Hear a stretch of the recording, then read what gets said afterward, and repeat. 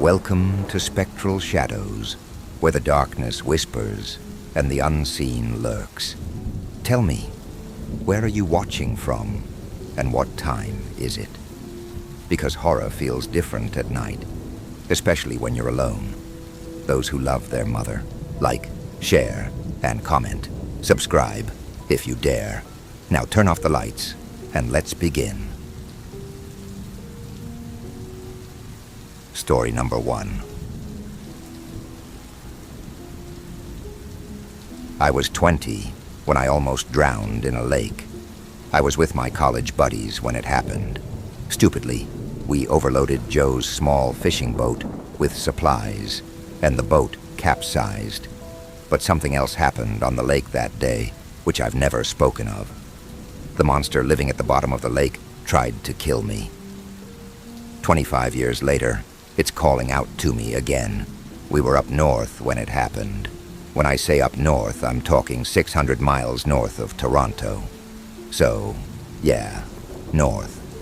Me and Daniel were visiting our buddy Joe and his girlfriend Trina up in Kapuskasing that summer.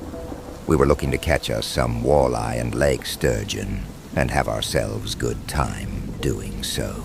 We spent the afternoon fishing along the Kapuskasing River with mild to adequate success. Joe knew of a secret camping spot out on a shiny lake where the fish were always biting. He convinced us to go. It's an hour drive further north, he said, in the middle of Nowheresville. This was a new world for me and Daniel, who've never been this far north, and we were as green as the moss, which seemed to be growing on everything we touched. We needed Joe's aluminum fishing boat to transport us to the small islet. Needless to say, we overpacked the boat. We had 3 tents, 2 acoustic guitars, 2 coolers full of food, 4 cases of beer, fold-up chairs, and a plethora of fishing paraphernalia, not to mention bug spray, strong weed, and plenty of smokes. From all accounts, it started out as a fun weekend. We partied and jammed on the guitars and sang drunkenly all night long, blanketed by the stars in the endless northern sky. When it was fully dark, we sat transfixed around the campfire, while Joe regaled us of scary stories regarding the monster living at the bottom of the lake. These stories, it is said, go back many generations. The monster, Joe told us, under the waning light of the crescent moon, has habituated this lake for eons, long before any settlers dared to occupy this frigid, northerly land. Sometimes the monster gets hungry. That's when people go missing. Every year some poor fisherman goes missing at this lake, and no body is ever found. This is why the locals rarely, if ever, fish here. The lake may be small, Joe said, but it's deep. I thought he was telling tall tales, you know. Little did I know. The following day, after enjoying a delicious dinner of smoked pickerel, fried potatoes, and corn, Joe decided it was time to pack up the boat and head home before it gets dark. Once again, the boat was bogged down with our supplies.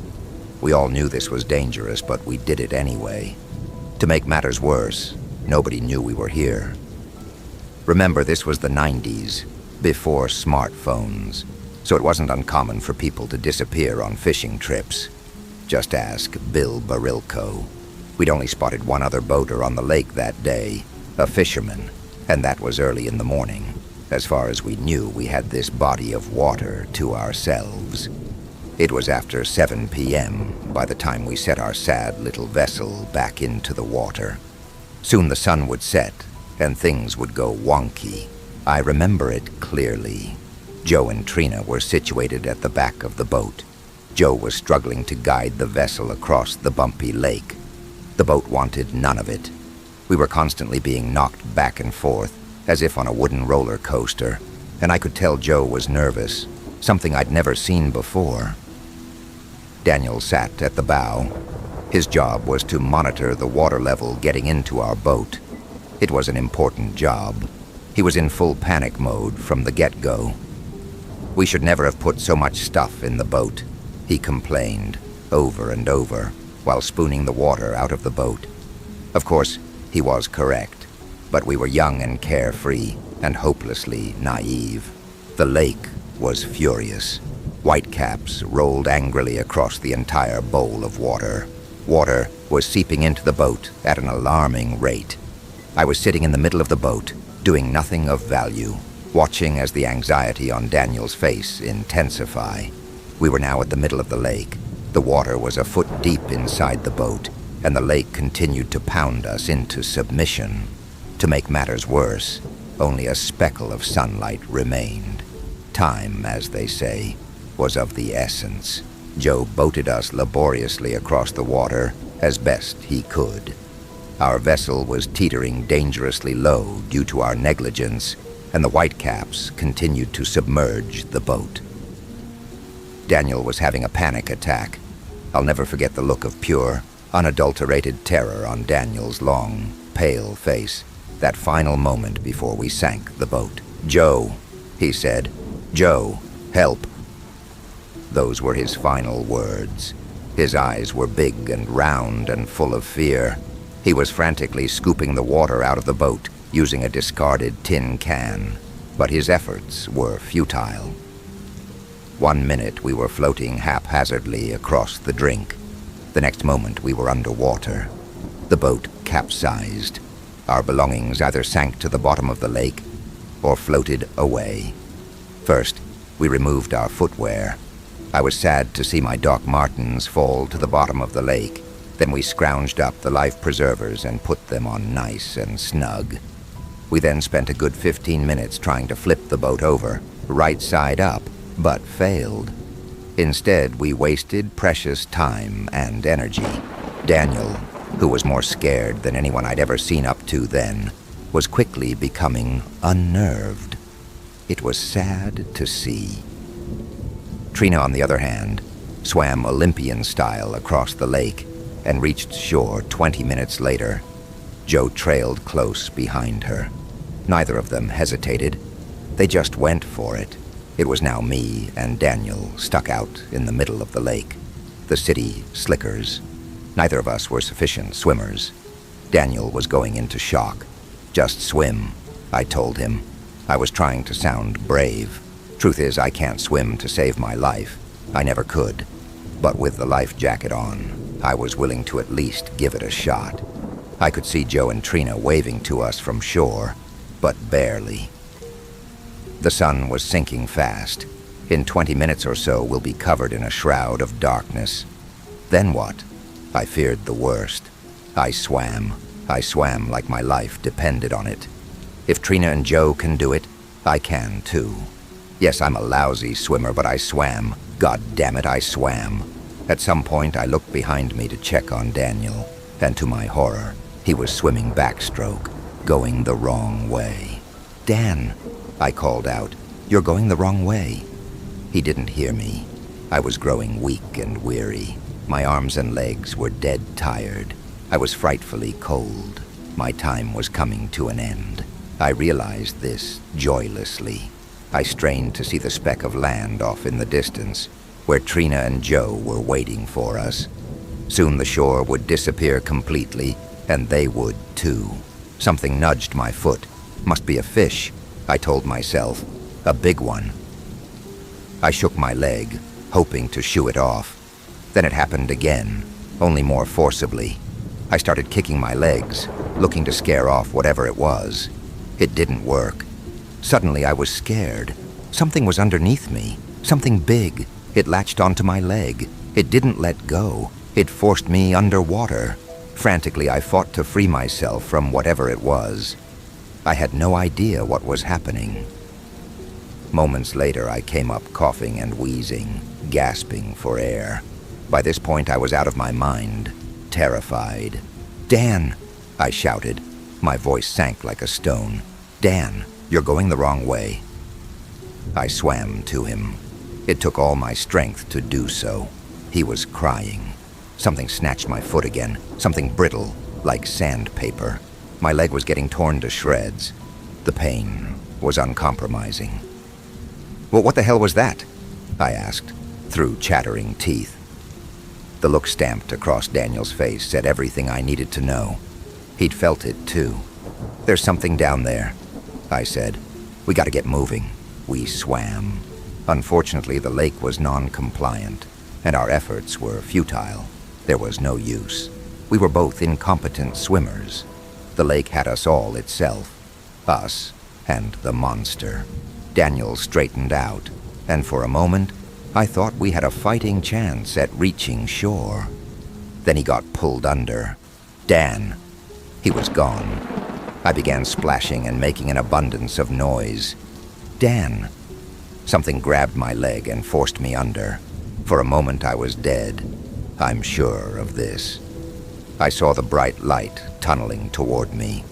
I went toward the light, and for a moment I was at peace. Then everything came rushing in. My lungs were filling with water. My body was thrashing about. I was being dragged down to the bottom of the lake. I opened my eyes. For a moment, all I could see was the murkiness of lake water. Then I saw it, the monster. It took a moment to comprehend what I was witnessing. The monster was huge. It looked like a giant otter, only uglier. It had beady eyes, elongated whiskers, and long muscular arms with claws for hands, and teeth. I remember its teeth, sharp, white, crooked, and cruel.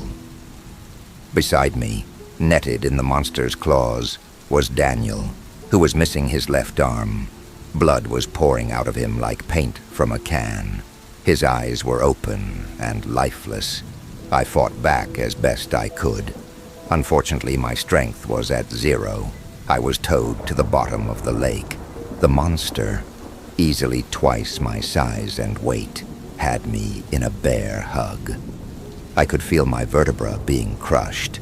Resistance seemed futile by this point. This is how I was going to die. Then I snapped out of it. I became alert.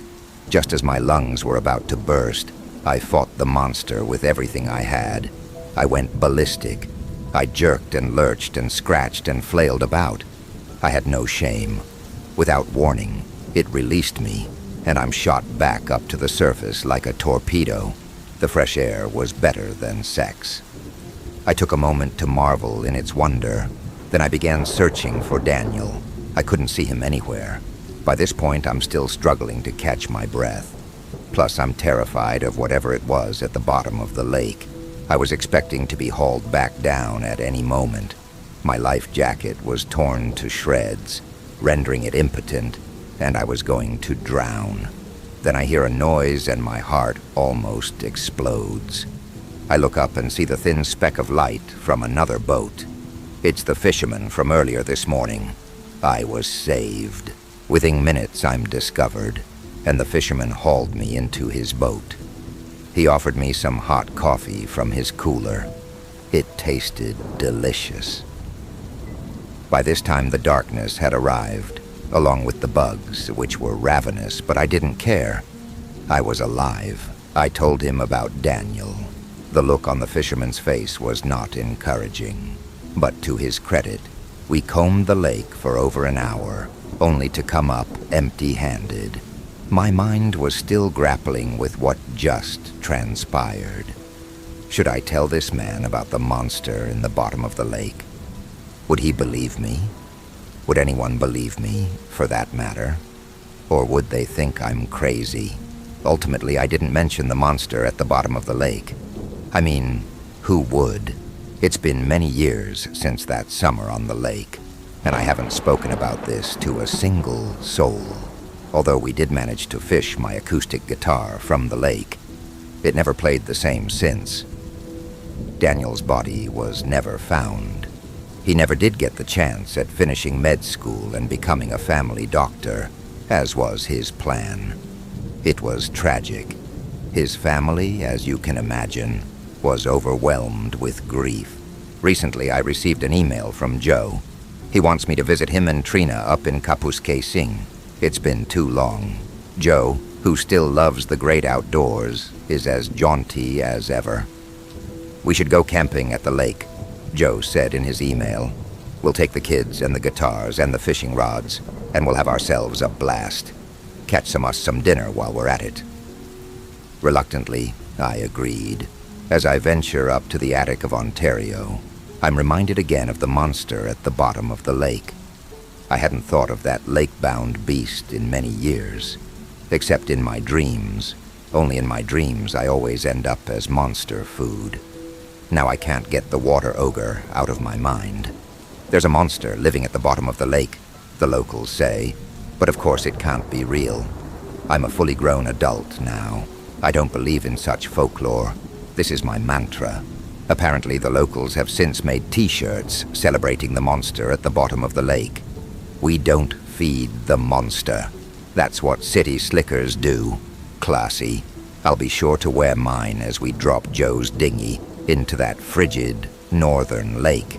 Winter's fast approaching, so we'll need to dress extra warm.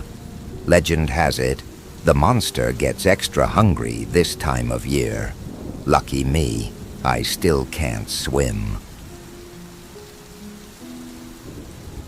Story number 2. You ever heard of drop bears? Of course you have. It's probably one of the first things that springs to mind when somebody mentions Australia. Dark, hidden creatures that drop from the branches of trees and rip you to shreds. Tourists are warned to stay away from the outback, and especially to avoid resting underneath hanging branches. I have seen something outside my living room window recently, which compels me to advise you the same. Let me take you back to the beginning and explain why. I grew up in a remote country town in Australia. My tiny little nothing town was home to around 500 people back then, and housed little more than a school, a post office, a pub, and a little shack that sold some essential items like milk and bread and what have you. It was a quiet life, and that was both a blessing and a curse. Would I have preferred to have a normal childhood that looked more like movie theaters, arcades, and shopping malls? Yeah, probably. But there's a whole lot of cool stuff I got to do that just wouldn't have been possible had I grown up in a more urban setting.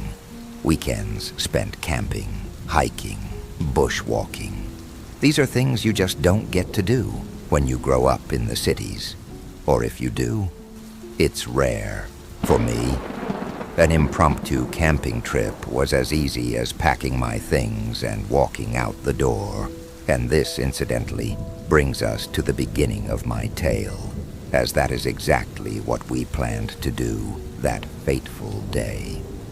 It was just a couple of weeks after my 18th birthday, and I was sitting in the back row in science class, counting down the seconds to 3 p.m. It was a Friday afternoon, and I had the weekend all planned out. "Hey, did you tell your dad we're going to Eric's for the weekend? I do not want my parents getting a call from anyone." My girlfriend, Emily, whispered to me from the row behind me. Yeah, we had come up with the brilliant plan to tell our parents that we were going to stay at our friend Eric's place for the weekend, when really we planned to hit the bush for a 3-day camp out. To be fair, it was pretty much foolproof, and had things not gone the way they did, we probably would have gotten away with it. Eric's house was kind of on the outskirts of town. I mean, if the town was rural, his house was in Whoop Whoop, at least an hour or so driving down a secluded dirt road. As far as our parents knew, that's where we were going to be, with plenty of other kids around, in separate beds, certainly not sharing a swag together under a starlit sky. There was no mobile reception out there, so there was no way for anyone to check up on us. "Don't worry, it's all taken care of. Eric's parents are away at the stock trade, too, so no one's going to be calling anyone," I said. Emily gave me a cheeky little grin before turning back to her books. We had been dating for around a few months or so, and so far things were going really well. I was pretty sure about this girl. Well, as sure as you can be at that age. Startling me out of my thoughts, I felt a firm punch land on my right arm. "Dude," said Eric from beside me, "I got us a bottle of Bundy for the trip. This weekend's gonna be off the charts, he said, laughing. Eric was to be joining us on this excursion.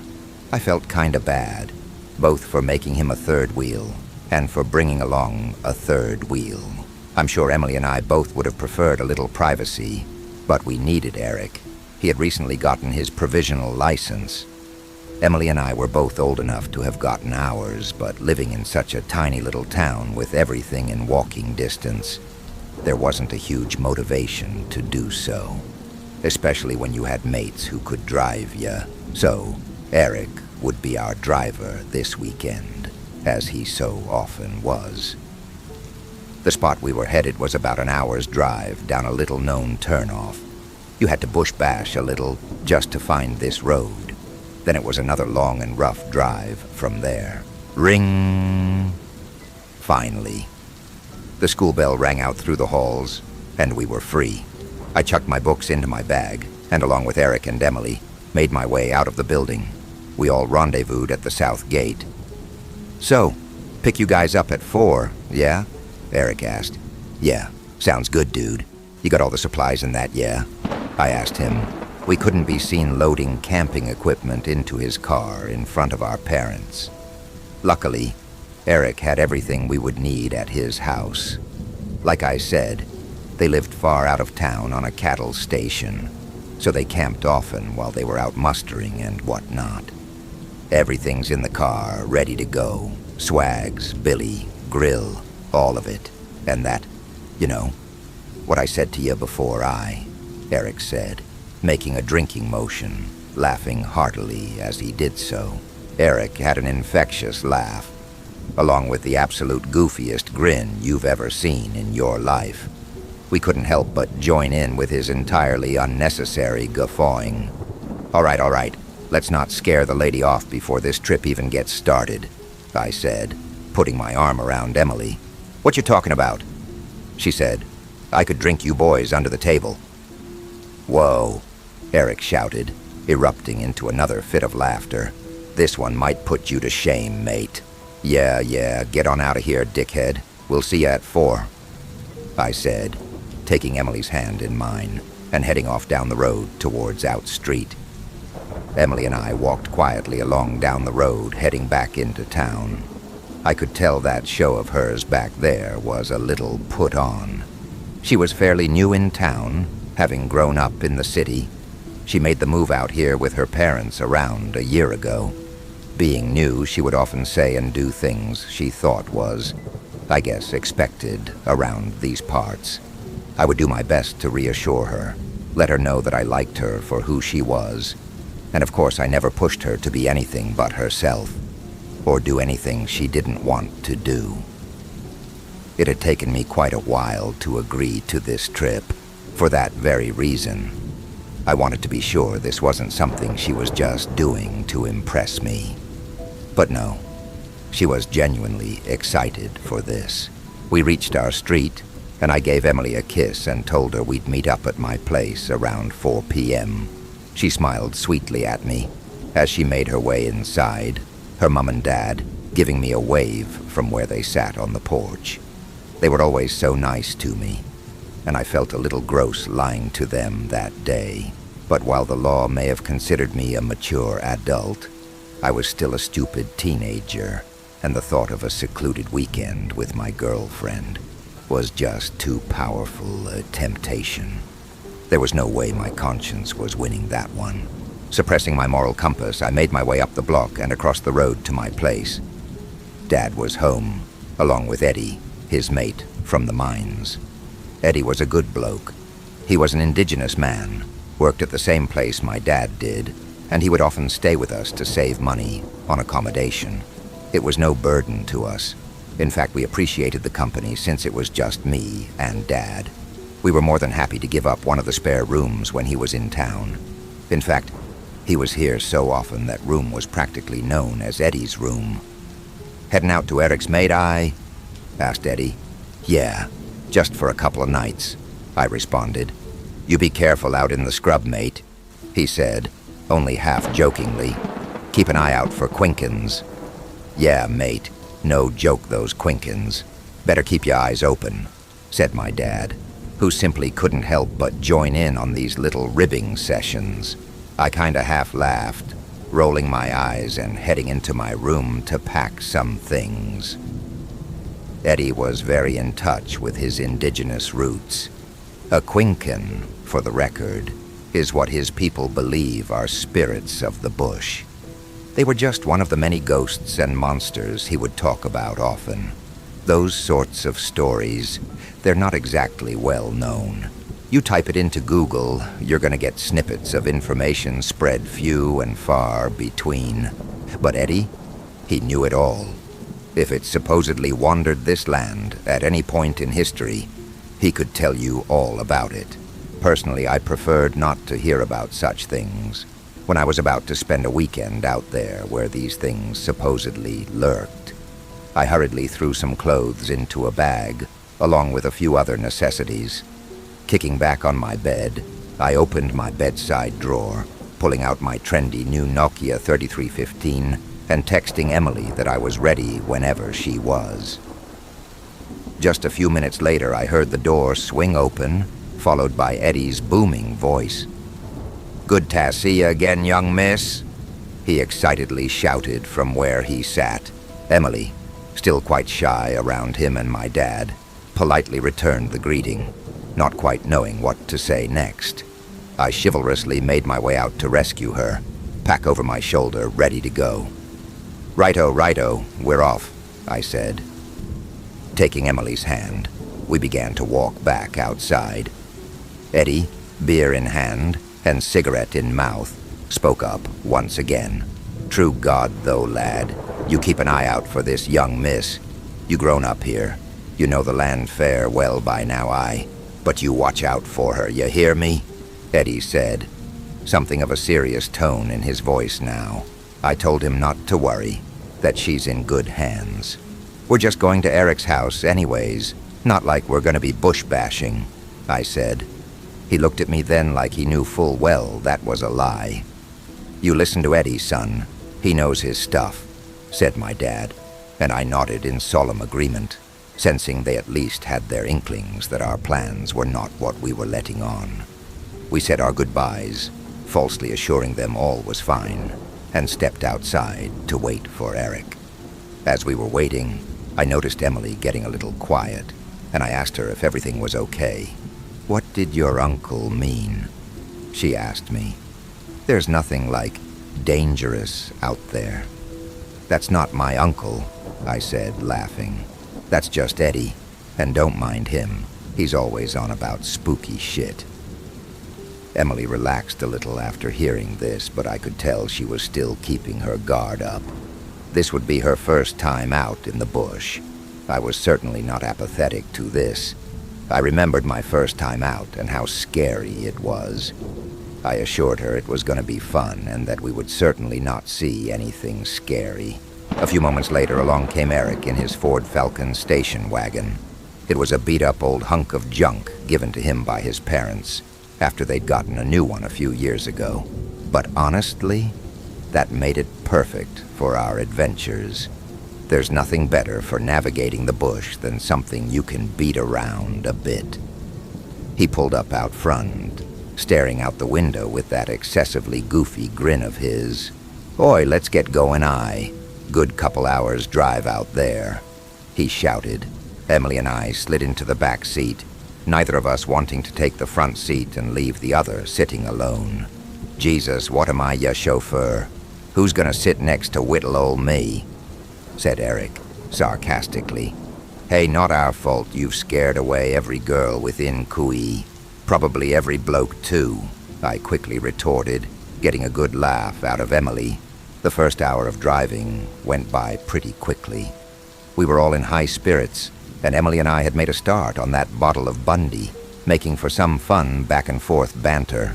As time dragged on, though, the typical boredom that comes from sitting in a car for any extended length of time began to set in. We were just quietly looking out the window as the beauty of the outback rolled on by. We were getting pretty deep in by this stage. Anything resembling civilization had long since disappeared. It was about 5:15 when we finally rounded the bend leading up to the turnoff. It was time to head off-road. Emily cringed a little as Eric swung off the dirt road and the spindly dead grass screeched along the bottom of our vehicle. I could tell this was totally uncharted territory for her as she gripped my hand a little tighter. Eric swerved quickly as a huge, big red kangaroo suddenly hopped out along our path before disappearing into the scrub. Those are the big bastards you gotta be real careful of out there. Not just on the roads, but if you're out here bushwalking and you run into one. You want to hope you startle him enough to scare him away, 'cause it's pretty much gonna be a death sentence otherwise. They've been known to slice people clean open with those powerful legs and sharp claws. Seriously, kangaroos are not to be messed with. After a few more minutes of driving, we finally found the turnoff, and we were on our way. The road from that point on was much more secluded, surrounded by thick bushland. Huge ghost gums and paperbark trees, some as tall as houses, defined the land out there. Their limbs hung heavy over the road, almost creating a tunnel-like effect as we drove on down. I noticed Emily looking out the window at those trees with a concerned look on her face, and I gave her hand a little squeeze, letting her know everything was okay. "We've been here a few times, babe. There's nothing to be afraid of," I said to her with a smile, which she reciprocated. "Well, if you don't count the drop bears," Eric teasingly said. "The what?" asked Emily.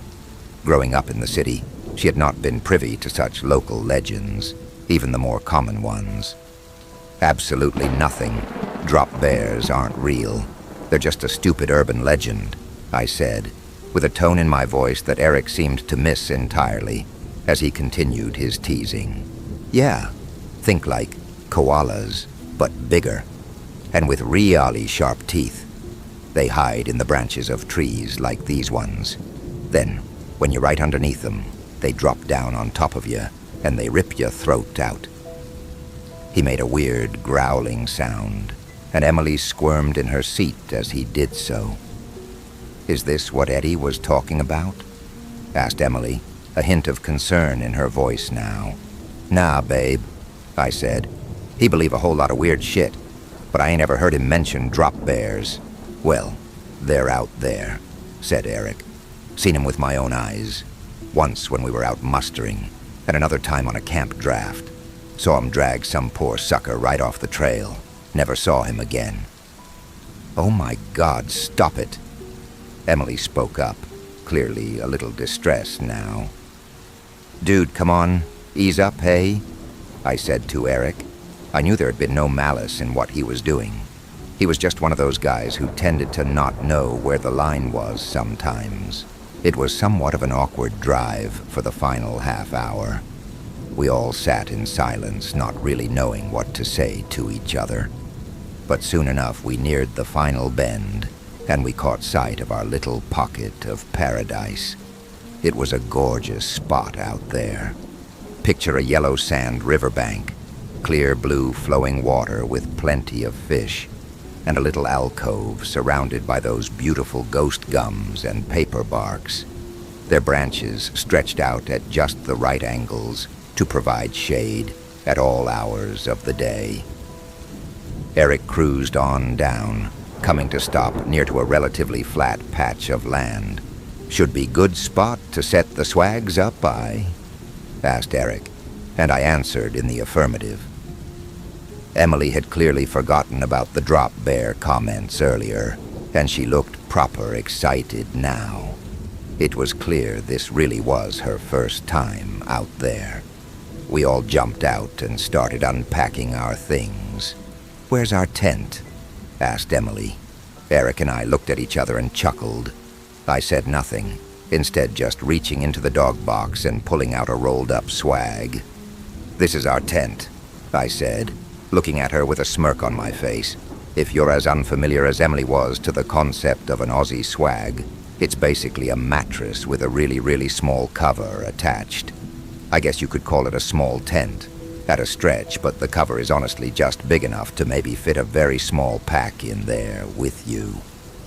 I laid the swag out, unrolling it and popping up the cover. As I got to work hammering in tent pegs, Emily swaggered on over, walking around the swag and inspecting it. She crossed her arms and looked down at me. That's very cozy, she said, looking at me with an accusing look on her face. I just smiled back at her, not even bothering to deny anything. It was nearing around 6:30 by this stage, so as soon as we had everything set up, we got some dinner going and began to settle in for the night.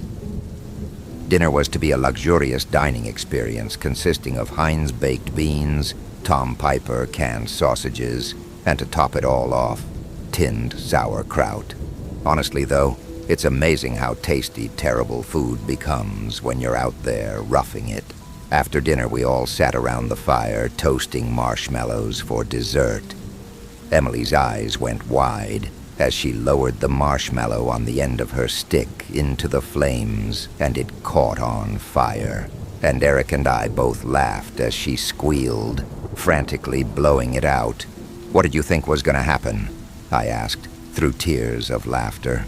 "I don't know. I thought it would just heat up a little bit," she shot back, laughing along with us, but clearly a little embarrassed. And so the night went on. Tears were shed, stories were told, and laughter was shared. Sitting there under the starry moonlit sky, knowing we were just existing there together in one of the most isolated places on the face of the earth, was absolutely beautiful. Eventually, we all started getting a little tired, and our spirits began to mellow. As we sat there around the fire, passing the bottle of Bundy to one another, Eric started getting very quiet. "What's wrong with you?" I asked, kinda jokingly. "This is maybe one of the last times we'll ever be doing this." He answered, a little sadness in his voice. "Jesus, dude, no one's dying," I said back, trying to lighten the mood back up. "Nah, man. I mean, this is like our senior year, you know. It feels like everything's coming to an end. How many times we've done this, you and me, It's always been so much fun, because we knew there was always a next time. I don't know, just feels like we're running out of next times." Eric trailed off softly. I must admit that did hit me a little hearing him say that. It was such a bittersweet metaphor to life. How many of those next times do we really have? How would we do things differently if we knew? We'll probably never see each other again, you know? Eric wasn't done yet. "Mom and Dad'll make me partner on the station. And you, well, you got a serious girlfriend now. You guys will probably go off and do your own thing. There won't be time to visit each other. Just feels like everything's moving so fast now." I saw Emily's head turn toward me out the corner of my eye, and I turned to face her. She was smiling at me. "Serious girlfriend?" she asked. I clammed up a little, unsure of what to say. "Oh, come on," said Eric, looking at me from across the fire. "I've known you for years. I've never seen you like this with anyone. I'll bet you my life you two are still together in 10 years' time." Emily shifted over a little closer to me, and I put my arm around her. I gently kissed her and pulled her close to me.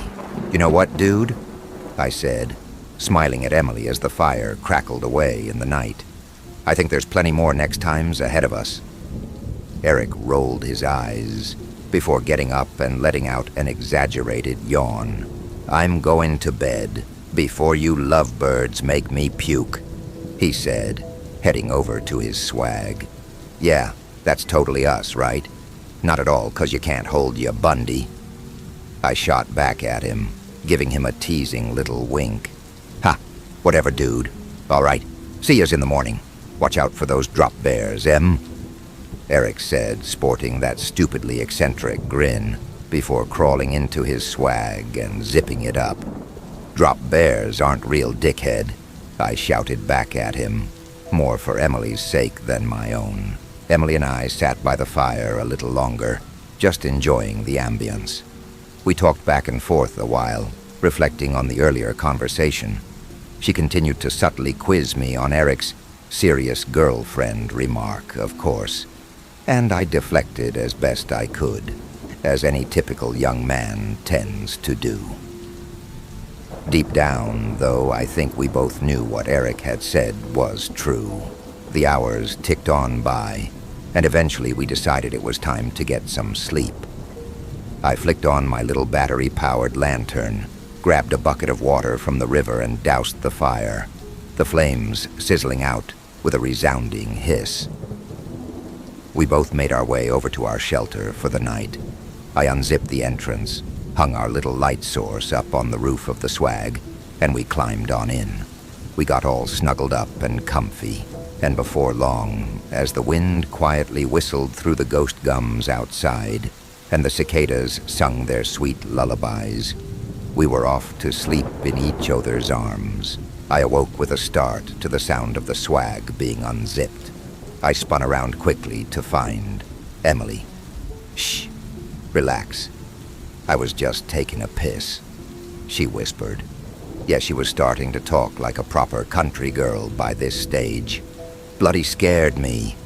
Not exactly the kind of sound you want to wake up to out here, I said, laughing a little.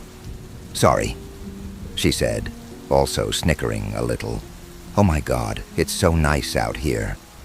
"Yeah, sure is," I said, as she snuggled back up in my arms. "We could do this more often, you know.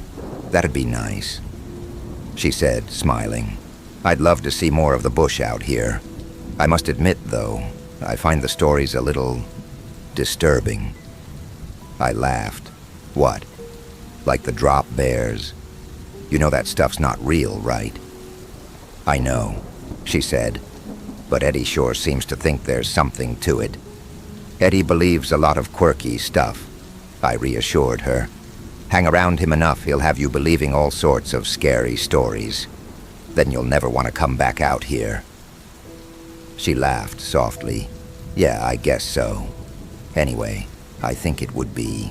Emily stopped mid-sentence, the sound of rustling leaves above us giving her pause. "Babe, seriously, don't sweat it. Nothing's out here. It's just the wind." "Okay," she trailed off. "But I swear I could..." She was cut off again, this time by my own hand, clasping firmly over her mouth and pulling her tightly up close to me. That time, I had heard something that actually did cause me alarm. There is a big difference out there between the typical sounds of the bush that may startle those who aren't used to them, and sounds that really should be paid attention to. After many, many trips out there, from hiking with Dad as a kid to camping with friends in my teen years, I had learned to tell the difference. What I heard in that moment was not a few leaves rustling in the wind. It was the sound of feet scratching along the branches above us. Paws, or maybe something clawed. It was moving slowly but surely around up there. Emily began shaking, and I knew she had caught on to the seriousness of the situation. "Shh," I said. "Try not to move. You must understand, I had seen all manner of bush animals. I had pretty much seen it all. Dingoes, wild pigs, roos, crocs.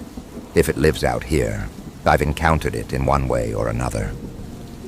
I had never in my life, however, heard of or seen an animal that walks along the thick branches of a paperbark tree with such weight upon it that it causes the branch to begin physically creaking. That is what we heard as we lay there in that little swag. The sounds of the branches above us creaking, straining under the weight of something taking very deliberate steps. "You told me drop bears weren't real," Emily whispered through tears. "Shh," I said again. "They're not... they can't be." I stammered in response, trying to keep as quiet as possible. And then we heard another sound, a zipper from the swag on the other side of the camp. I felt Emily jolt suddenly as she instinctually tried to get up to warn Eric. I tightened my firm grip on her and pressed my hand harder against her mouth. There was nothing we could do. If there was something out there capable of hurting Eric, how did it make sense to put us in danger too? We had no choice, right? Emily was shaking uncontrollably now, and honestly, so was I. We heard more footsteps from above making their way out along one of the branches. We could hear fingers, or toes, or whatever it possessed, softly patting down upon the paper bark as it crept its way along. We heard Eric crawl his way out of his swag. We heard him stand up and yawn. We heard the sound of something slip off the paper bark above. We heard what would be Eric's last words. "What the f—" We heard those words trail into a scream for but a mere moment. And then we heard something land with a thud. My grip once again tightened around Emily as she descended into full-blown panic mode. She desperately tried to struggle, her fight-or-flight instinct no doubt kicking in. We could hear muffled groans and the sound of a person kicking and struggling in the dirt outside. I shut my eyes and carefully pulled a blanket over Emily and I as I heard the sound of something slurping and gurgling. Sounds I have never ever heard out here before. After many long minutes on end listening to those noises, all went quiet. We lay there for ages as time ticked by into the early hours of the morning, at any moment expecting to see something appear before the entrance to our swag. But nothing came. After many long hours lying there, I chanced a look outside. I slowly, carefully unzipped the swag and poked my head out. Right there, concealed in the shadows of the night, I could see the outline of somebody sitting in front of Eric's swag. They appeared to be sitting cross-legged, kind of hunched over and swaying back and forth. Still apprehensive, yet concerned that my friend may need help. I slowly crawled my way over toward Eric's swag. I kept my eyes locked on the figure ahead of me in the darkness. I could hear noises now, almost like the whimpering of a dog, little squeaks and chuckles. "Eric," I said under my breath. But no reply came. I shuffled closer again, almost within reach of the figure now. I could see a little clearer now. The figure was shirtless, but I still could not make out clearly who it was. Still cringing in fear, I closed the remaining distance between us and sat back in the rough dirt. "Eric?" I asked, my voice shaking. No response, just more whimpering. Slowly, ever so slowly, I reached a hand out, placing it on the figure's shoulder. No sooner did I realize that this was absolutely not Eric, when in a flash, this thing spun around. I had barely enough time to register the clearly inhuman form of this thing before I felt something sharp grabbing my arm and digging into my skin. Convinced my life was about to end bloody, I hurled myself backward, sharp claws squelching their way out of my exposed flesh as I did so.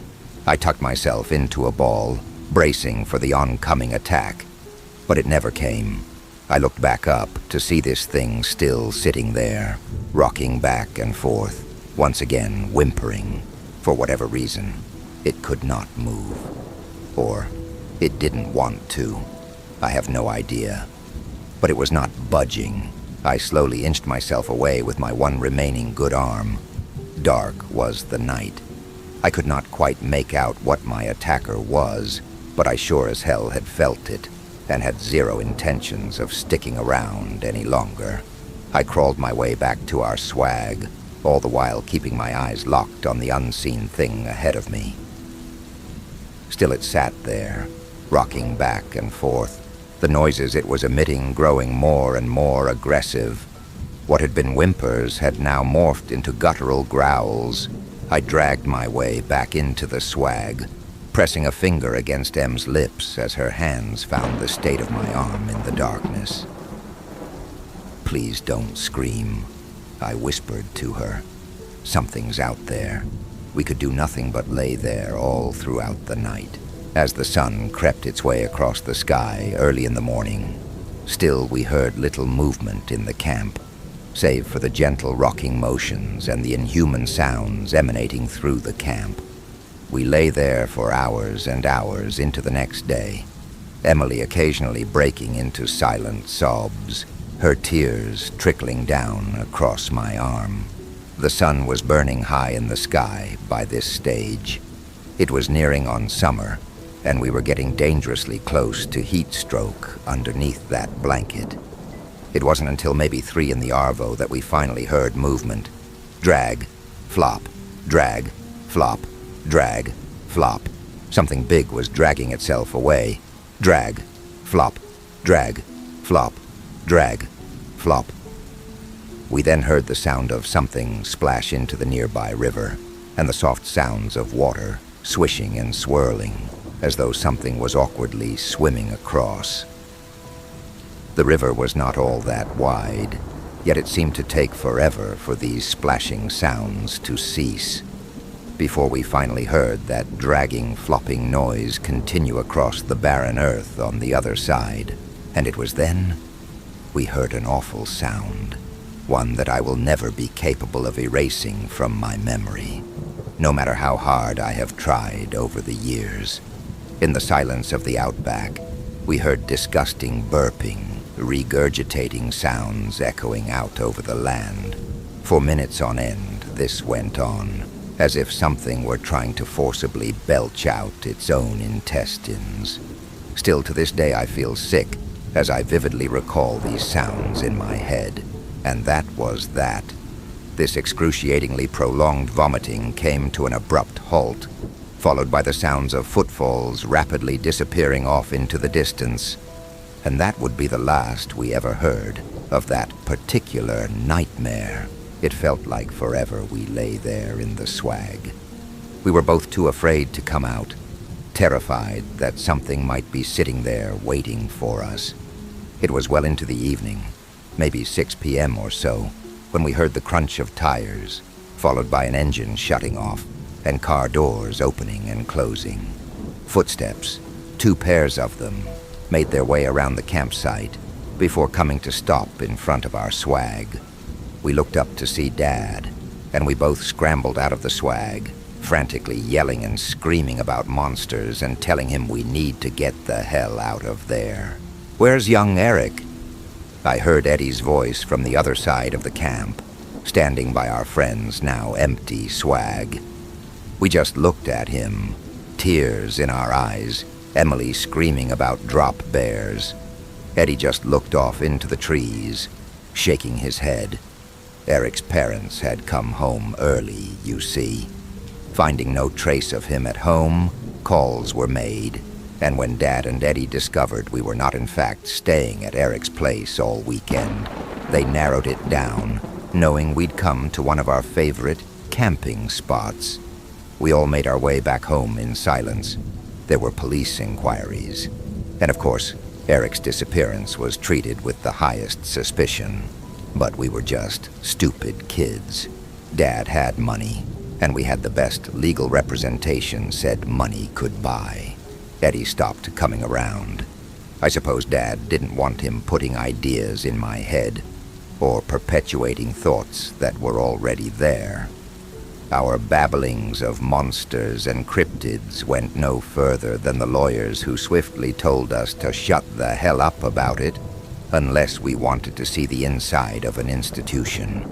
And so, we did. Until many years later, that is. See, my story doesn't end there, all those years ago. Eric had been right about one thing. Emily and I were meant to be. All these years later, we share a home and a life together, settling down in our own house on our own little patch of land, a little ways drive out of town.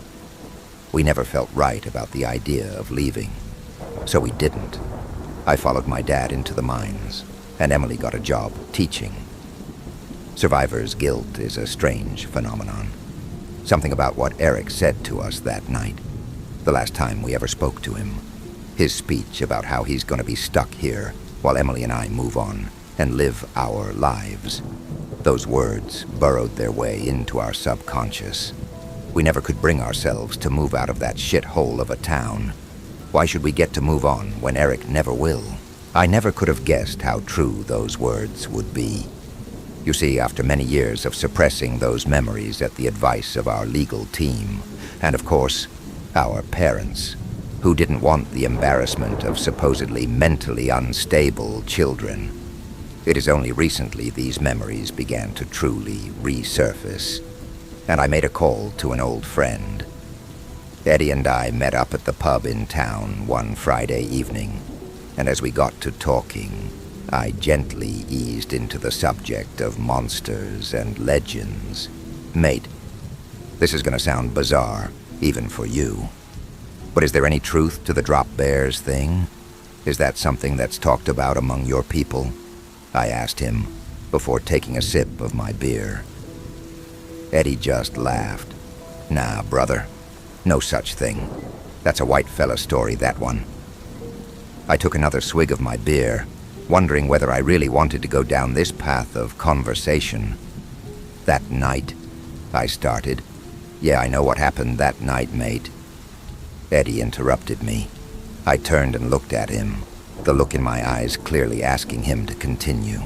Ain't no such thing as a drop bear, but all legends stem from somewhere you know. He said, few critters my people know of that live in the trees like that. Most harmless. One of them far from it.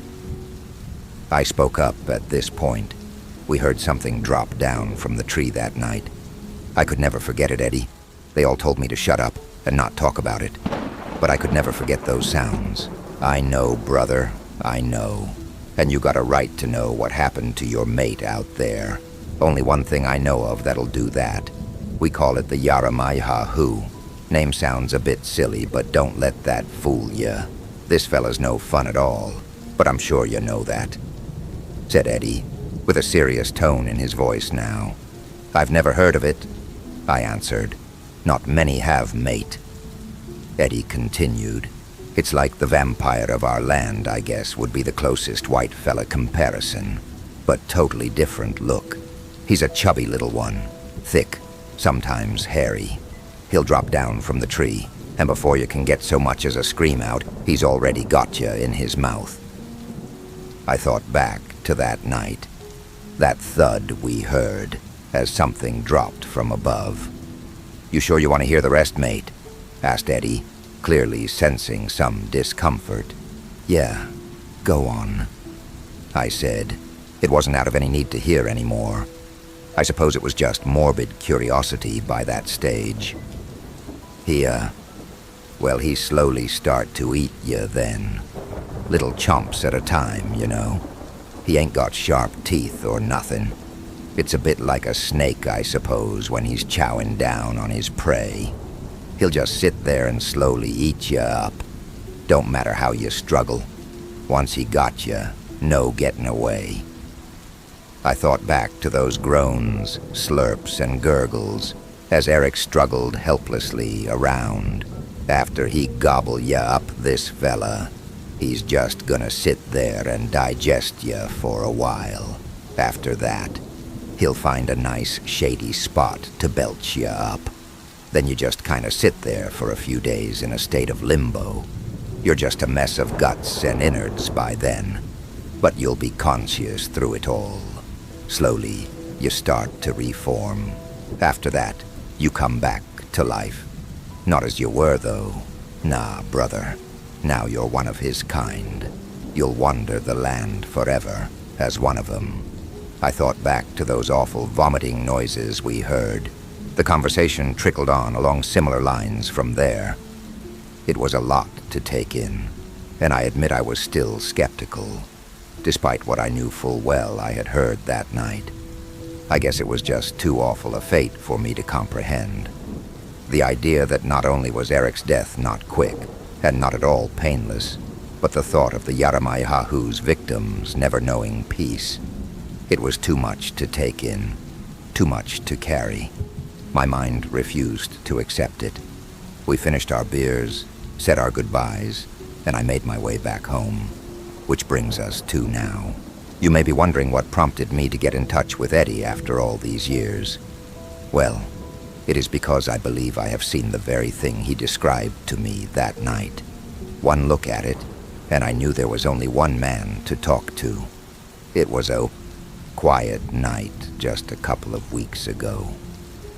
Emily and I were sitting in our living room having dinner when all of a sudden we heard a strange sound, one we had not heard in almost 20 years, rustling its way up one of the branches just outside our second-story window.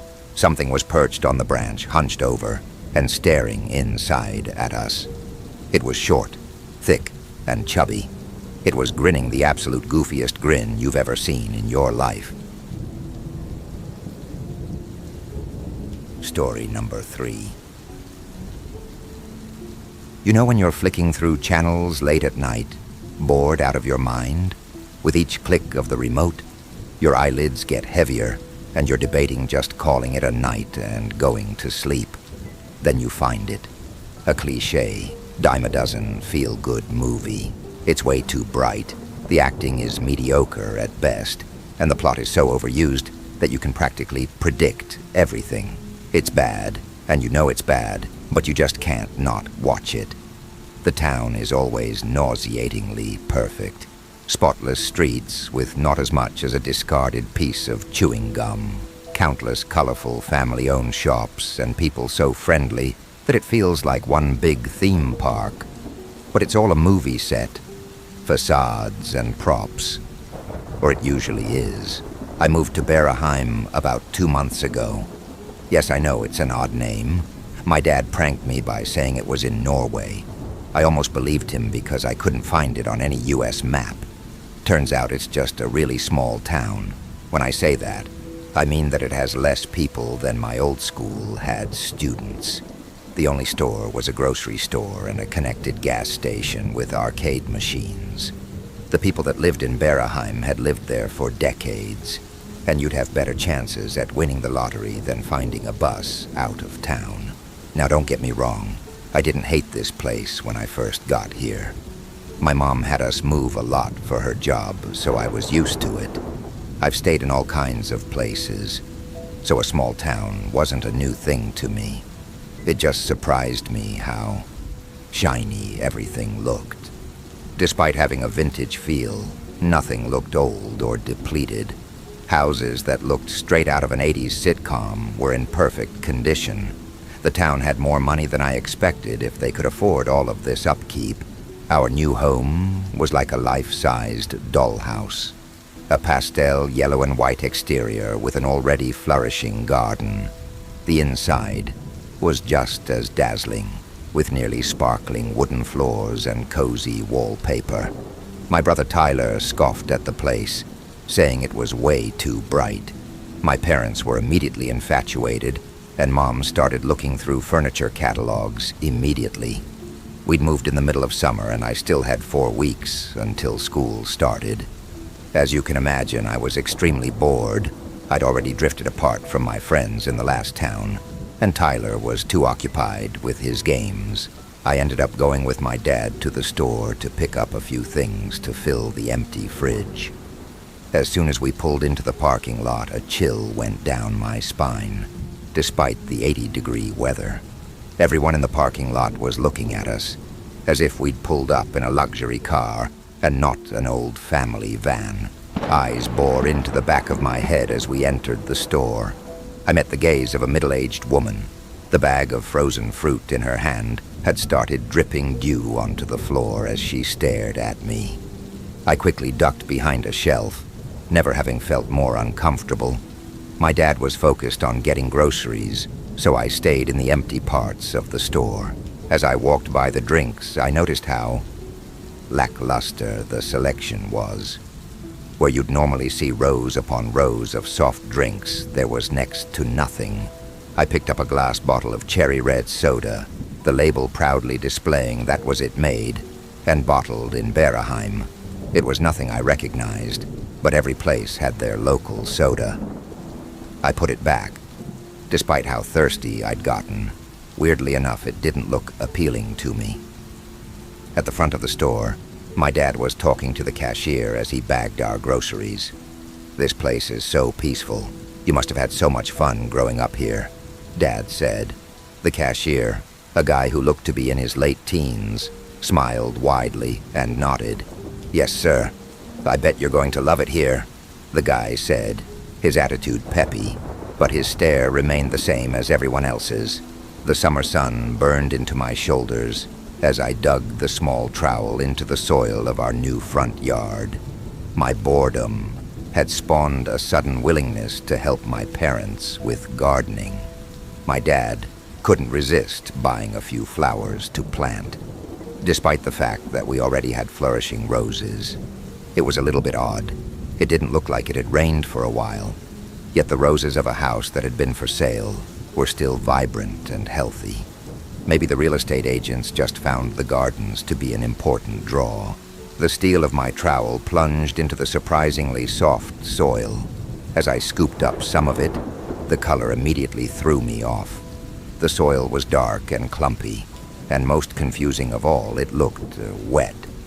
It had the sheen of fresh potting soil, and I instinctively brought my head down to get a closer look. A smell filled my nostrils, a syrupy sweetness with an unpleasant undertone of something sharp. It made my stomach twist with how pungent it was. I was about to turn to my dad when I felt a tap on my shoulder. My mom stood there, smiling while holding a tray. She brought it down to me, and I could see it was lemonade. "I know you're bored, honey, but overheating isn't very entertaining." She laughed, and I grabbed the glass closest to me. As soon as the taste hit my lips, I thought I'd bitten my tongue. The taste of iron flooded my mouth. The citrus and sugar seemed more like an aftertaste. I told myself that the house's pipes probably hadn't been used in a while, coupled with the fact that the plumbing was probably ancient. I turned my head and spat the lemonade back into the glass. I gritted my teeth and put the cup back on the tray. "Thanks, Mom. I think I'll go inside for now." Boiling the water before drinking it didn't change the taste. Everything still had that persistent metal undertone. I asked my parents about it, and they said they couldn't taste anything. I had to ask an employee at the store if they had any bottled water. He came back with a dusty pallet, but I took whatever I could get. I just couldn't stand that salty iron taste. I took to wandering the town to keep myself busy. It was just as sparkling as our house, with perfect, clean streets. The trees decorating the middle of the town square were just as lush as the flowers in our garden. The smell of fresh baked cake wafted through the air as the numerous bakeries and cafes opened for the day. It was overwhelming, and I found myself a little nauseated. What town needed 3 bakeries on the same street? People were staring less now. They'd just smile politely when I walked past. Despite how warm they tried to make their smiles seem, they still looked too wide to me, like they were trying too hard. I thought I was just having a hard time adjusting. My family didn't have the same problem. I came home to find Tyler playing catch with my dad in the backyard. Something you need to know about my dad is that he's not the sporty type. I didn't even know we owned any baseball gear.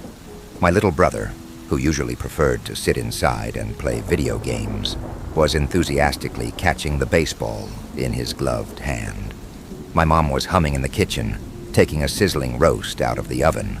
A pot of mashed potatoes sat bubbling on the stove. She'd always been a terrible cook, yet all the food looked straight out of a cookbook. You're probably thinking it's weird that I'm judging my family for making self-improvements. It's not just that, though. It's the way they talked, too. Their voices were cheerful and almost animated as we ate dinner. Words flurried around me. I couldn't recognize them as the voices of my family. I poked at my perfectly tender roast with my fork as I looked out the window. The flowers we had planted just a few days ago were blossoming beautifully, their petals so vibrant it hurt my eyes. I finally saw other people my age. There was a group of teens in a field by the tree line leading into the forest. They were having a picnic, laughing and chatting as they drank that bright red soda. I made eye contact with a girl, and she gave that unnervingly wide smile as she motioned for me to come over. "You're the new kid, right? I'm Jane. Do you want to join us?" she asked, patting an empty spot on the checkered picnic blanket. The feeling of unease in my chest was still present, but I'll be honest, I was pretty lonely, and it was starting to overwrite that feeling. I sat down, taking a closer look at the group. The boys were all in nicely ironed polo shirts, while the girls all had flowing summer dresses. I felt way out of place in my old shorts and t-shirt. Jane held out something to me. It was that crimson soda. She'd already opened it for me, the fizzing of the carbonation prickling my ears as the artificial cherry wafted up into my nose. "It's a Berahheim staple. You're gonna love it," a boy said, raising his own half-empty bottle. I tried my best to smile as I began to notice that the earlier chatter had died down. Every pair of eyes were glued to me, looking expectantly. No, they were looking excitedly. Their smiles seemed less like friendly peers and more like grinning hyenas, waiting for their meal, their perfect teeth glistening. I shivered despite the sun on my back. I thought about making an excuse and leaving, but before I could finish that thought, I was already bringing the bottle to my lips. What happened next is going to sound insane, but as soon as the sugary liquid ran down my throat, it was like all my worries fizzled away. I began to notice just how nice everything looked. The perfection that had disturbed me before now made me feel relaxed. The summer breeze carried the sweetness from the bakeries, and I breathed it in. The faces of the kids around me looked friendly again, and I couldn't help but give them all a smile. A smile that wasn't strained. A smile that felt sincere. The peace faded away after a few more seconds, and it was like whiplash. My anxiety creeped back up into my chest, squeezing my heart. I almost wanted to down the whole bottle, just to feel that peace again. I turned the soda in my hand and stared at the label, containing nothing but its name, and the made and bottled in Berahheim sticker. As the cherry flavor faded from my tongue, I looked back up at the group. Their red-stained lips were all turned up into those sharp grins again. I excused myself and left the bottle, standing in the vibrant emerald green grass. I didn't want to go back into town with the smell of sponge cake and the wide smiles. I didn't want to go back home either to see my family, acting exactly like the rest of the town. My gaze fell on the tree line, leading into the forest. The ground was soft and a bit wet, despite the aforementioned lack of rain. I moved my feet quickly so my sneakers wouldn't sink into the forest floor. Once I found a drier spot, I began to notice how tall all the trees were. Their crowns were so thick that they nearly blocked out the sun. As I continued walking, a familiar smell hit my nose. In the beginning, it could almost be mistaken for the smell coming from the multiple bakeries, but as I walked, it turned into the exact same one that had radiated from the soil in our garden. Only this time, the putrid sweetness was much stronger, and accompanied by a coppery stench like a slab of meat on the cusp of its expiration date. I felt nausea forming in my throat, but my curiosity made me power through it as I followed the smell until it overtook the air around me. The source of the smell was the biggest tree root I'd ever seen. The mere middle fragment of it sticking up from the ground was easily the size of a bus. It was in a tall arch. I looked around but saw no gigantic tree that the root could have belonged to. The sharp saccharine smell was almost too much as I got as close as I could without hurling. The bark of the root was discolored and cracking, revealing a reddish-gray wood underneath. I got close enough to reach out and place my palm on the root, and my eyes went wide when I felt the slight give of the root's surface. It was soft, but ice-cold, and when I pulled my hand back, I felt sticky sap coating my palm. I looked at my hand. The substance had a pink tint and a horrible smell. I quickly wiped it off on the denim of my shorts. I walked around the large, decaying root and looked at the crackling surface until I got to the other side. I didn't know much about roots, but I'm pretty sure what I saw couldn't be explained by anyone. On the other side, the bark of the root seemed to be sliding off in a supple, wet mass. It barely clung onto an off-white, smooth branch. That wasn't a branch. The bent look of the root was caused by two rounded ends coming together in a terrifyingly familiar way. I slowly looked down at my index finger and instinctively bent it into an arch. I held it up towards the root. I knew what it was. I knew what that sickeningly sweet smell was, and I knew what Beraheim stood on. Over the next week, I snuck out at night to dig in the yard of another house with a "for sale" sign. It didn't take me long because of the soft ground. My shovel finally hit a pipe yesterday, a rusted old pipe that ran down into a gray, leaking mass that stunk of what I found in the forest. It sat alongside numerous other water pipes coming from all directions. They were all buried in the surface of the mass. Something protruded from under the surface of the mass, running along the length of it. My grip on the shovel tightened, causing the veins in my hands to pop out. Like I said, finding a bus out of town is nearly impossible, and I'm not even sure that's what I want to do. My family is still here, and I want to get them out too. I have no idea what to do now. I can't look at my own fingers without my body tensing with stress. With every step I take, I think about what's lying and decaying just beneath the town. What I found in the forest was covered up by a heap of dirt when I went back. I found other things too. A large hill on the other side of town with a sickly yellow wall-like structure protruding from the dirt. That was covered up shortly after. Every day I think about the sweet taste of artificial cherries and the peace of mind it gave me back then. I want to feel like that again. I want to smile again. I want the stench of rotting flesh to disappear behind fresh baked cake and prettily blooming flowers. I want to be able to enjoy spending time with my family again, even if they don't act like my family anymore, even if they smile too wide and their teeth are too perfect. I want to feel at home. Story number 4. You know, at some point you've heard enough creepy stories about something or someplace that you just kind of need to ignore them, or so I thought.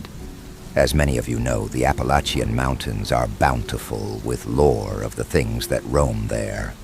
There's even rules, most of them unexplained, about what you should and shouldn't do were you to find yourself there. If you hear your name, don't listen.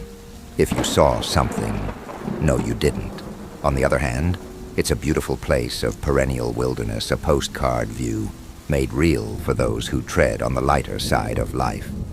Unfortunately, and much to my own fault, I've never been one of those people, but as I've been approaching my 40s, it has become quite tiring to constantly be so goddamn uptight and, well, sad. This is to say that I've been wanting to get more out of life and to do things that I normally wouldn't, so I decided to go camping in those mountains, because I'd always wanted to.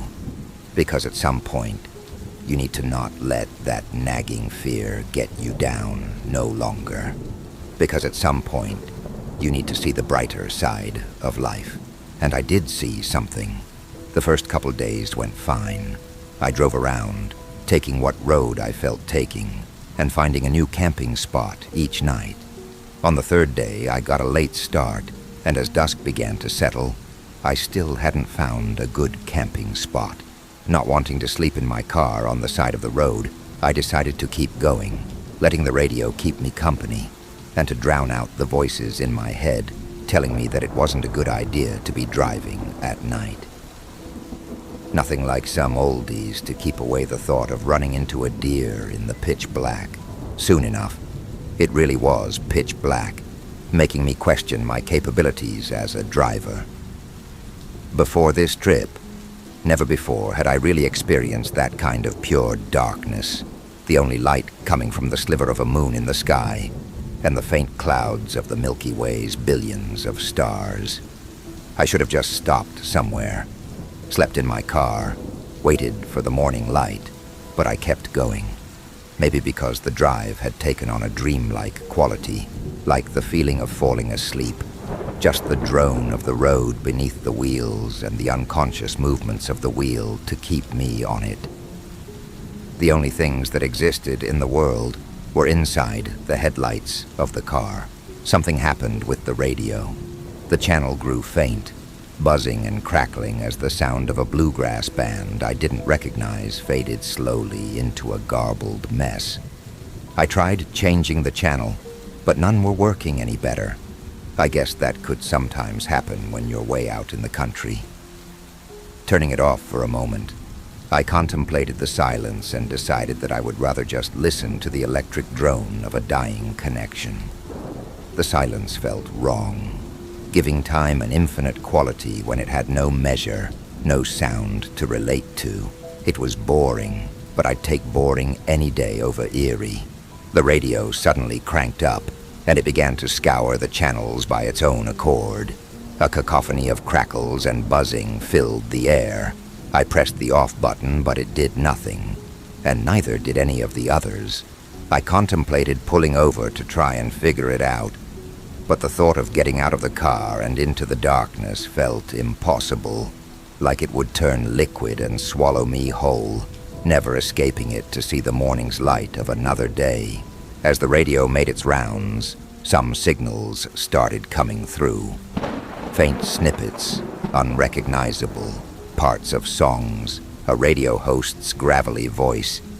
Maybe if it was getting a connection again, the glitch would sort itself out, I thought. Slowly, the voices became clearer, and a familiarity wedged somewhere between the words felt warm and vague. Songs sung by men and women a long time ago, cut into bite-sized chunks, producing a weird sort of loop. A loop, the thought suddenly came. It's looping the same snippets, over and over again. The next time I listened to it, I did so actively, putting the pieces together with each new line. Oh, Stevie, don't you get out of this place, if it's the last thing we ever do. The mountain falls. Turn back, oh man, turn around. Look at me. The familiarity I'd felt grew strong and comforting for a moment, but as the loop continued, it dissolved into something cold that pricked at the back of my neck. You see, my name is Steve. My friends call me Stevie. The radio was still unresponsive to any pushes of a button or a hard smack I gave it. It could have all been a glitch, a crazy coincidence emboldened by the darkness of the night and the strange stories that I'd heard. Right? I couldn't listen to it. I couldn't just get spooked by some silly fault in the radio. I'd just become one of those people, writing another creepy story with nothing to it. Just a story. It's just a story. Then why wouldn't the fucking radio turn off? Not giving in, I put on my big boy pants and drove on, determined to keep going. The drive had made me a bit tired earlier, but now I was on alert, my veins suckling the first, faint hints of adrenaline. The loop slowly began to falter, parts cutting out one by one, until just the last one played. Turn around. Look at me. Turn around. Look at me. I can't say whether I checked the rearview mirror because of the words or simply reflex. At first, nothing seemed amiss. Just the glow of the car lights, illuminating the road into a gray-black blur. But off in the distance, a pair of eyes, glowing like the stars above. I don't know how I knew they were eyes, and not something else. Maybe the natural space between them. Maybe some evolutionary quirk that made all mammals be able to differentiate between a set of stars, 2 egg yolks, and a pair of eyes. Maybe just a gut feeling. What I found peculiar is that I could definitely say that the eyes weren't human, but something in them also seemed unlike an animal. Perhaps it was the shape, or just the strange feeling their gaze imparted upon me. Looking at them gave me a headache and a nasty shiver, as my mind tried to place them into the taxonomy of humans and animals and all other earthly creatures, failing to do so. Although the eyes were floating, whatever body they were connected to, simply a part of the dark canvas, they weren't still. Up and down they swayed, moving along the road like a pair of headlights, just outside of the view of the tail lights, following me. I was going at least 40 miles per hour. Maybe some animal could match that, at least for a while. It was possible. But how long had it been following me for? I couldn't say. Not for much longer, at least, I thought, as I stepped on the gas, ready to leave all this weird shit in the dust. As the engine revved up and the gears turned higher, the snippet kept playing in the background, the volume rising almost over the engine, as if egged on by the speed of the car. Turn around. Look at me. The headlights didn't help much at the speed I was going. If something came up in front of me, there was no way I'd have time to swerve. And swerve where? The forest around me was as black as the sky. The rearview mirror still framed the pair of eyes, their swaying more rapid and violent as they followed. They seemed to become ever so slightly bigger at each glance. Coming closer. Fear wrapped its claws around my stomach, pushing a nauseating rock into my gut. The road I was on was long and straight, but at some point it would turn or lead into something. The meter showed 80 miles per hour, and I didn't dare go any faster. It would surely kill me if I hit something or swerved off-road, if it couldn't already. Turn around. Look at me. It was catching up fast, so slowing down wasn't an option. I mean, I guess there could be a logical explanation. Something that when I slowed down and took a look at, again I'd burst out laughing. But when I looked at those eyes, and I really tried to keep my eyes on the road, there was something vile in them. Something unnatural, like I, nor anyone else, should have ever looked into them. A warning. The radio started to click, winding the song snippet backwards, then resuming, but with a different starting point, making what used to be the melody that resolved the line now the beginning. Look at me, turn around. Look at me, turn around. The road had been straight for too long, and a few slight curves had already introduced themselves into the mix. Soon there would be something there, and I'd crash.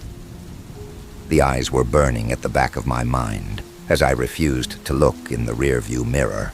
Look at me. My options had run out. I'd rather take my chances than die from a fucking car accident. Taking my foot slowly off the gas, I gripped the handbrake. Turn around.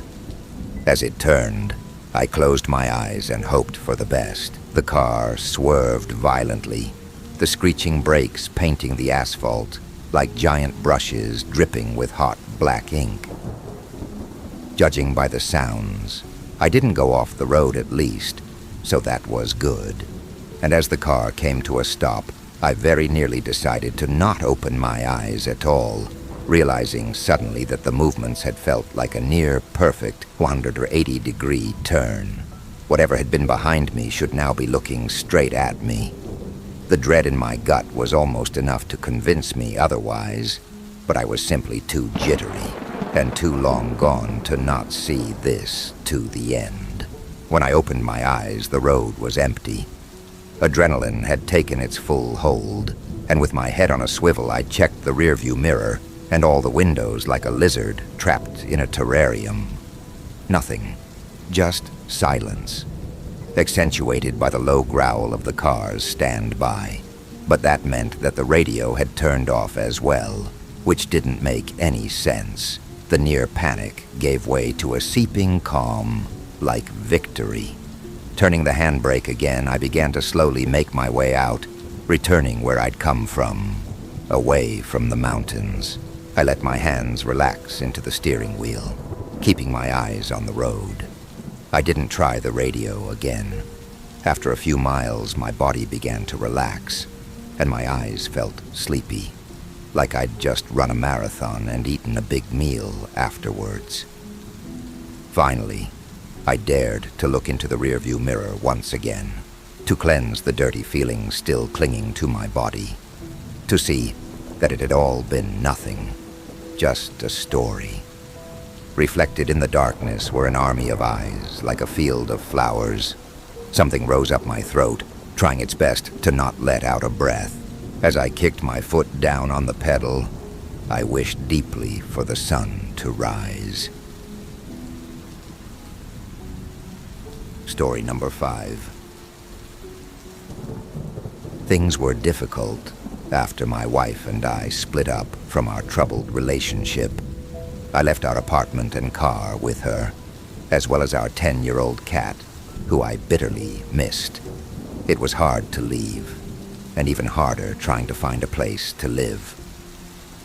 After a few weeks of couch surfing, I moved into an elderly woman's basement, upon seeing an ad she had posted for it online. The basement was cold and neglected, filled with spiders whose webs I began to notice more and more frequently. They reappeared quickly, even after I had cleaned them up with a broom, and the next day they were always back again. The webs would get caught in my hair or on my arm as I walked around, and sometimes I would feel baby spiders skittering down my back or up my leg. Despite my efforts to eradicate them, I kept seeing arachnids everywhere and purchased traps in an effort to keep them under control. But the traps didn't work either. The old woman who rented the basement was named Mrs. Lancaster. She was friendly and sometimes offered me food if she had made too much for dinner. I always told her I'd pay her for it, but she quickly waved me off. Normally I would be happy for the home-cooked meals, but soon I was going out for fast food and getting takeout instead of eating with her, telling her I wasn't hungry when she offered. There was something off about the woman. I just couldn't quite put my finger on what it was. Her food always tasted a bit weird as well. I continued renting from her, but kept my distance more and more. I avoided the upstairs, which was easy enough since I had my own bathroom and living area, as well as a bedroom on the lower level. After purchasing a mini fridge and a hot plate, I had little reason to venture up there, and began to see the old woman very infrequently. But she would sometimes see me out front, smoking a cigarette on the porch, and one day she struck up a conversation with me. "You can smoke in the garage if you want," she said to me, after talking for a few minutes. "I've seen you shivering out here in the snow. As long as you clean up after yourself, it's okay with me." It was late winter, and I was happy to take her up on her offer.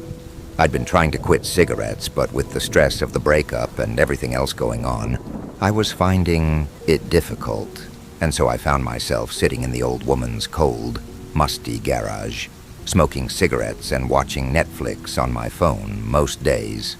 I would prop the phone up on an old cardboard box and sit back on a half-broken reclining office chair which had been left out there, along with an ashtray. The back of the disused chair poked uncomfortably into my spine in a poor effort at lumbar support, and I used that pain as an excuse not to linger out there for too long. But as the months passed, I became more and more comfortable in the musty old garage, bringing a space heater and plugging in a stereo. I hooked up an old laptop and used it to watch movies instead of squinting at the tiny screen on my phone, and found a more comfortable chair at a local yard sale to avoid permanently damaging my back from the broken one. I began smoking like a chimney, spending hours out in the garage, inhaling sawdust from decades-old piles scattered beneath carpentry equipment. Mrs. Lancaster's husband had passed away and left behind a garage full of tools, construction material, and boxes, which I sometimes examined curiously out of the corner of my eye while chain-smoking and drinking beer. I had begun to drink pretty regularly. The evenings were long and lonely, without much to do, and somehow I'd picked up the bad habit of drinking PBR to pass the time. It helped me sleep at night, too, since otherwise I just tossed and turned in a fit of existential rambling thoughts. The mornings were another story, but I tried not to think about those, and usually slept through them. As the months passed, it began to warm up, and soon spring arrived, and then summer. A heat wave hit the area, and suddenly I was very thankful to be living in a basement. It stayed cool down there, and I made a habit of hiding out from the heat inside. I worked from home, so there was no real reason to go out, except for food. And soon I was ordering Uber Eats and skip the dishes to avoid even that, using the hot weather as an excuse for my hermit lifestyle. I was still missing my cat, my old life, and my old apartment. But I knew I had made the right decision leaving, and had no desire to go back to the constant, never-ending bickering which had become my marriage. Still, it seemed like I was in a rut. I kept trying to shake myself out of it, but found myself incapable of doing so. The weeks and months dragged on until a hot night in August, when my entire life changed. It was around 2 a.m., and I was out in the garage, watching a rerun of The Office on my laptop. I'd been out there for a while, and the air was blue with smoke. I had cold beer on ice beside me, and as I sipped on one of them, I heard a noise from my right.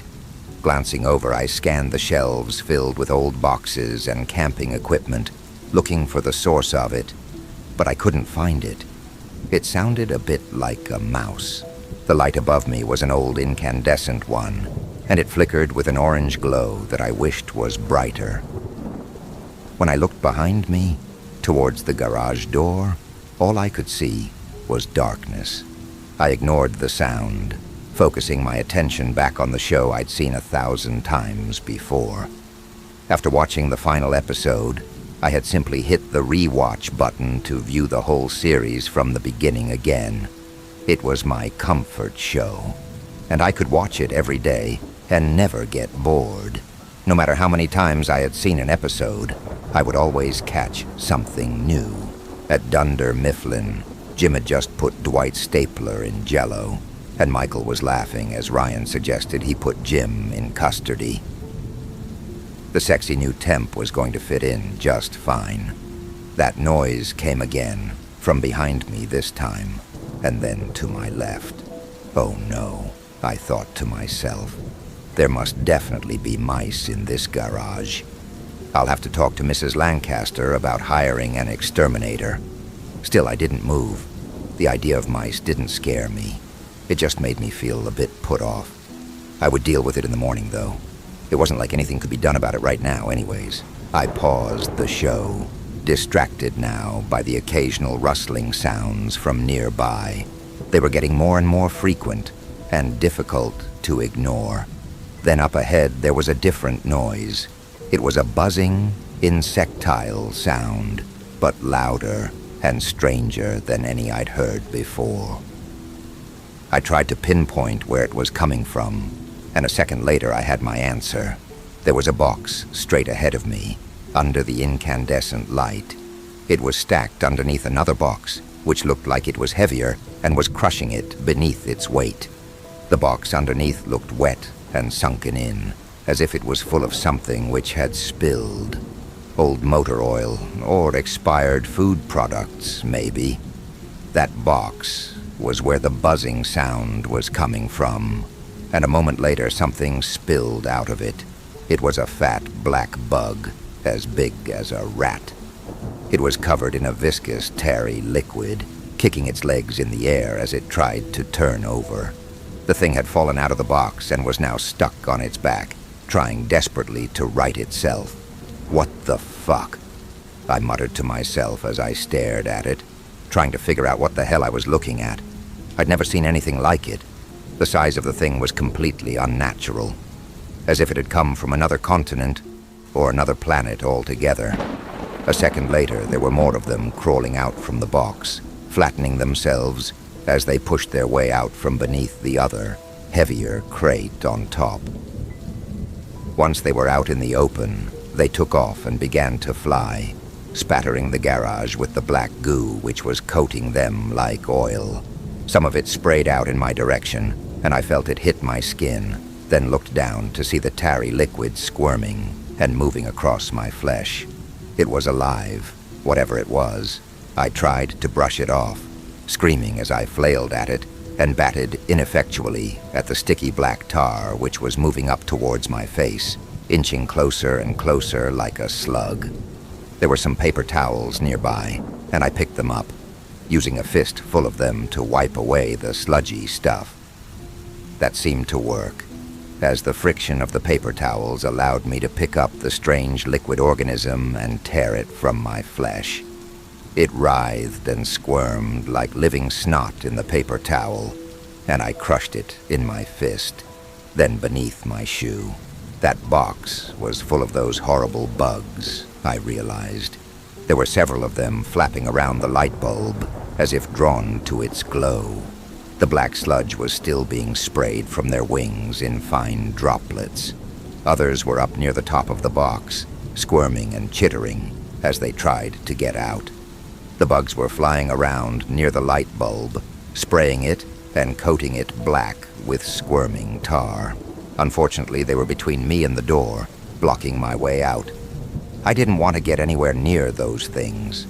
Instead, I turned around and bent down to open the sliding steel door which led outside. I'd gone out this way more than once, and I knew how to open it, but still it wouldn't budge. I tried the lever again and again, but the door wouldn't go up. It was stuck, or locked. Mrs. Lancaster wouldn't have done that, would she? I couldn't think of any reason why she would lock me in here. Unless... I tried to shake the paranoid thoughts from my mind, but found they wouldn't go away. Something about all of this felt deliberate. Mrs. Lancaster, that strange old woman, had told me to smoke in the garage. And now I was trapped in here with a bunch of mutant bugs that looked like they were escaping from another dimension. More and more of them were crawling out by the second, and I could see other larger bugs beneath them, waiting for their turn to climb out of that box. With no other option, I decided I would have to make a break for the door leading back into the house. If I had to, I would break it down. Something told me it was going to be locked as well. I pulled my shirt up over my head and raced beneath the light where the bugs were flying around in frenzied circles. The black sludge splattered down on me from above, and I tried to ignore that horrifying sensation of something crawling across my skin, where my hands were exposed. Turning the knob in my hand, I was not completely surprised to find that it was locked. For the first time ever, it was locked. Of course, this only confirmed my suspicions about Mrs. Lancaster. She was not a normal old woman. She was something else entirely, and she had locked me inside this garage with this freakish box full of bugs. It was more than just a box full of bugs, though. I knew that already, somewhere in my deep-down lizard brain. The box was just a clever disguise for some sort of gateway to another dimension, a world full of hideous bugs just waiting to escape. And now they were, on the hottest day of the summer, when it was the perfect temperature for them. Suddenly I caught movement out of the corner of my eye and saw something that didn't make sense. It was a spider that resembled a daddy-long-legs, except it stood as tall as I was. The thing had emerged from the box and was now striding toward me on legs as long as hockey sticks.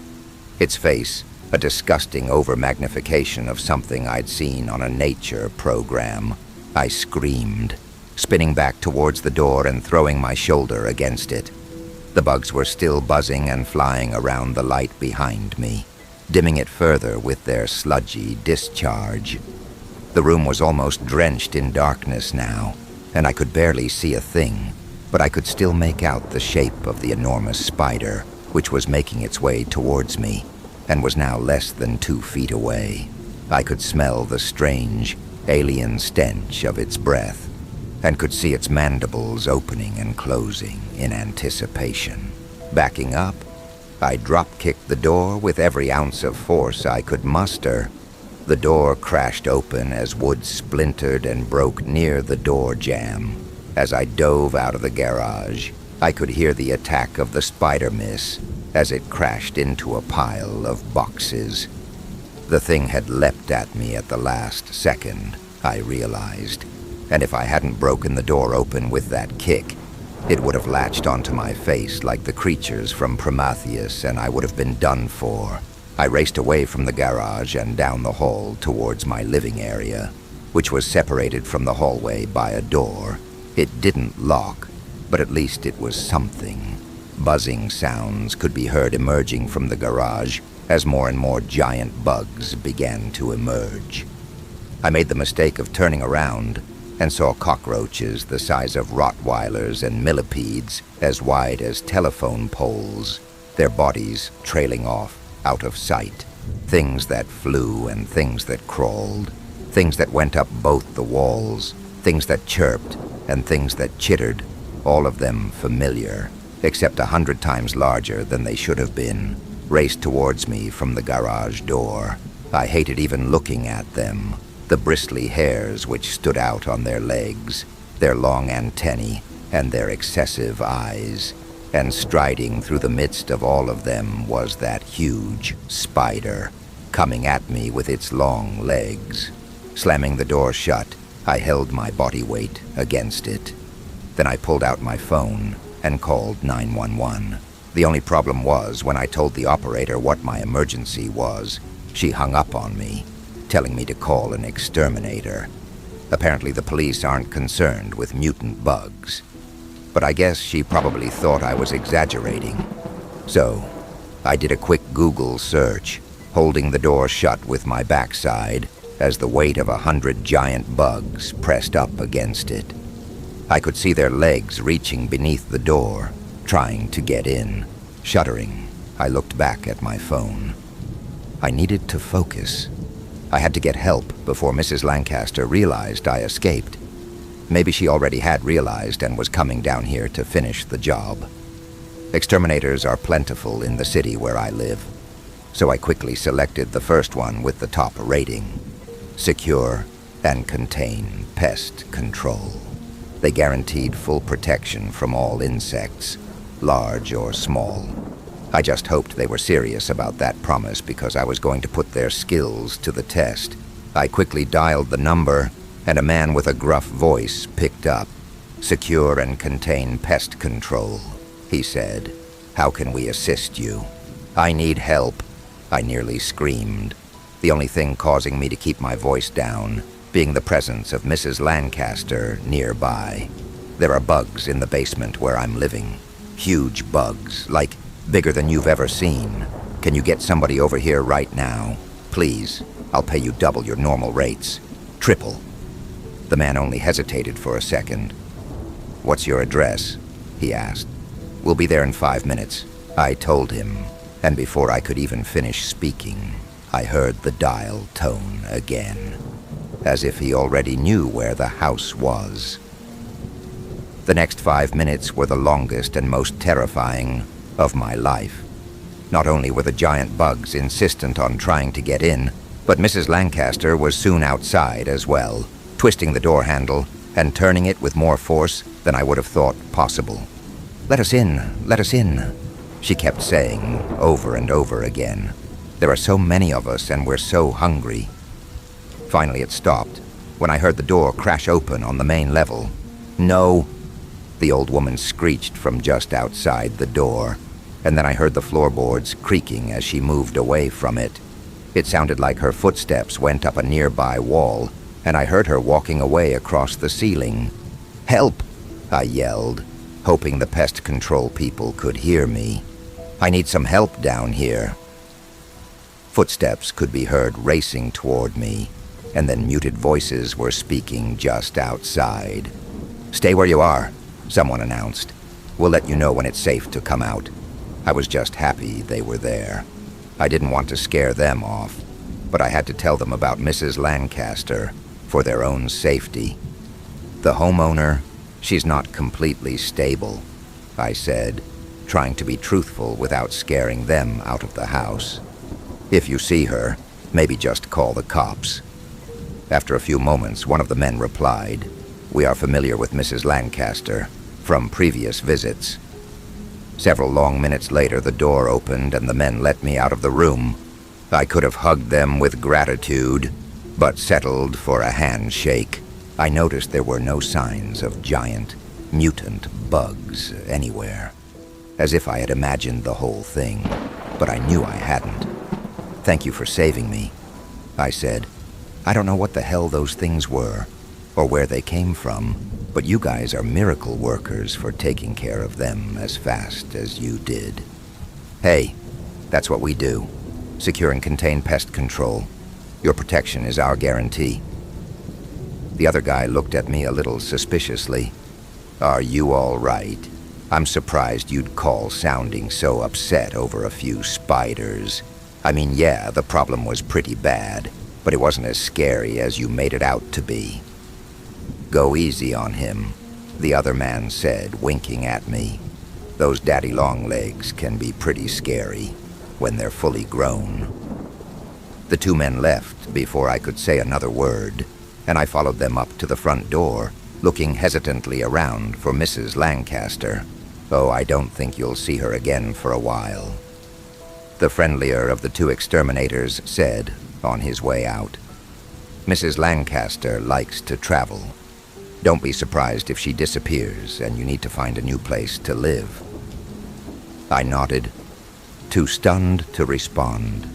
It didn't make sense. None of it made any sense. How had they not seen the giant bugs? Or had they seen them and they were just covering it up? And if so, why? I went upstairs for the first time in a long while. Searching the upper level, I couldn't find Mrs. Lancaster anywhere. But I did find some other things. Boxes and boxes filled with bones. Previous tenants, I guessed. The owners of the old ashtray and the broken office chair I'd found in the garage. Mrs. Lancaster had killed not just one, but several people by the looks of it. All I had to do was count the skulls to know for sure, and I found at least 8 of those. Some were fragmented and broken, making it difficult. I should have called the police right then and there, but something compelled me to continue searching, and to go into her bedroom to see what was inside. When I opened the door, I almost screamed. I thought it was her at first, laying on her bed with her arms folded across her chest, looking asleep, or dead maybe. But then I realized it wasn't actually her, but a husk of Mrs. Lancaster, a white, crusty, translucent shell in the exact shape of her form. And on her face was a wide grin. It reminded me of how a snake will shed its skin, or a crab. As they grow larger and larger, they outgrow their outfit, so to speak. Was Mrs. Lancaster getting bigger? God, I hoped not. She was already terrifying enough as it was. I didn't want to think of a 10-foot-tall version of that crazy old bat. I slammed the door shut, as if there were a ghost inside, panting as I stood there for a second to get my bearings. What the hell should I do? I wondered. I can't stay here. "Sure you can," a voice in my mind replied, a voice that didn't really sound like my own thoughts. "Who is that?" I asked, in my own head. Instead of words, I saw an image flash before my vision, as if there were someone playing a movie in my mind, but I had no control over it. I saw that black tarry sludge being cast off by the flying bugs in the garage. I saw some of it land on my arm and begin to squirm and crawl up towards my ear. And then I saw it go inside. "What the fuck are you?" I asked the thing inside my head. And again I saw images. A dark pool of living water, black as the night sky. An ocean of that dark, sticky stuff, squirming and writhing and looking for somewhere to go. On a nearby shore, I could see 1,000,000,000,000 giant insects, their bodies pressed up against each other, standing still, as if waiting. Up above that dark ocean was an alien sky, where 3 moons could be seen with the same crescent shape cast upon them. Then a voice spoke back to me in my head. The question is not what we are. The question is, what are you? After a few seconds of thought, I replied, "I'm me," I answered back, aloud. "No," the voice said back. "No, you are food. A welcome feast for an army." Story number 6. If you're planning to go on a vacation soon, please lessen this story. We made a mistake of trying to be adventurous, and it cost more than we thought it ever would. My name is Liam. I'm 18 years old. I worked part-time jobs ever since I got into high school to be able to afford a vacation before going to college. The reason I wanted to do this was because once I left for college, I'd be either stuck in my room studying or going to low-budget college parties, neither of which sounded great. 3 of my best friends from high school also had the same idea. A small Asian guy named Seth. His parents immigrated to America from Japan. One of the friends I never thought I would have, Sarah. She was a Caucasian daddy's girl. She was spoiled and always got what she wanted. And a tall black guy named JJ, who was chill and loved to crack jokes to make people laugh. The 4 of us decided we wanted to go on a vacation together. It would cost us less, and we could spend more time with each other before we went our separate ways. We were thinking of where to go when Seth suggested we should go to Japan. You're always talking about how you would love to see Japan, so why not go there? I'm sure my parents would love it too if I visited Japan, he said, smile on his face. He always wanted to impress his parents, but he was right. We did want to visit Japan, and he would help us navigate because he could still speak Japanese. We all agreed, and after we graduated, we booked tickets for a flight to Japan on Friday morning. We spent next couple of days packing up our stuff, and JJ said he had some camping equipment we can take there in case we decide to go camping. When Friday morning came, we were all waiting in the airport, excited to go on a vacation and explore. After a while, we got on a plane, and the flight went smoothly. I was asleep for most of it. We landed in Chuo and went to a hotel so that we can get ourselves rooms. We spent the rest of the day exploring the city and trying different street foods, and before we knew it, it was time for us to get back to our hotel rooms and call it a night. Next day, we woke up feeling refreshed and ready for a next day of exploration. We were at one of the street food vendors that sold dango when we decided to ask if there were any interesting locations for camping. He said that there was a forest known for people committing suicide in it. The name was Aokigahara, but he told us we weren't allowed to camp in there, only visit for tours. Being dumb and adventurous teenagers that we were, we decided we'd go there camping. Not our first time breaking the rules, and we would find a nice secluded spot in there so that no one would bother us or even know we were there. Seth was against the idea at first, saying how we should respect the dead and not do what we were not supposed to, but he quickly agreed after he saw that we were not letting that opportunity go. We rented a car, bought some booze, fire starting kit, and a survival knife in case anything attacked us. As the evening came, we started making our way to the forest. The drive took about 40 minutes, so it wasn't too bad. We had a lot to talk about. We got there as it started getting dark, and we quickly made a fire and set up our tents in which we were going to sleep. Next couple of hours we spent talking and drinking and generally having fun. We shared scary stories we came upon in our life, and soon the time came for us to go to bed. We put out the fire, and I got into my sleeping bag and dozed off. I woke up in the middle of the night. As I rubbed my eyes, I decided to see what time it was. The clock read 2:48 a.m., and I realized I needed to pee really badly. As I left my tent and made my way a bit deeper into the woods, I thought I saw a figure of a person, but as I blinked again, it was gone. I shrugged it off as me being hangover and just seeing things. I finished my business and made my way back to the tent. I fell, and once again I was awoken, but this time I could hear something.